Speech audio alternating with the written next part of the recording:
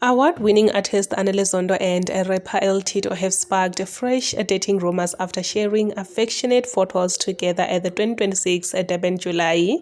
Anele posted stunning pictures of the pair on Instagram with the caption, "Me plus you," accompanied by heart emojis and an AKA song, while El Tito also shared moments from the glamorous event.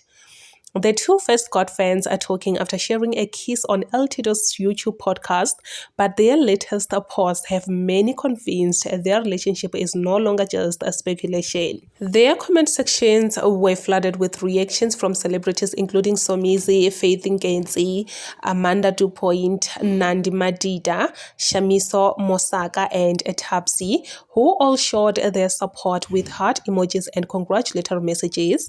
Fans also praised the pair's styling Durban July looks, with many calling them the best-dressed couple at the event. While Anele Zondo and El Tito have not officially confirmed they are dating, their chemistry and social media posts have left many believing the pair have made their romance public.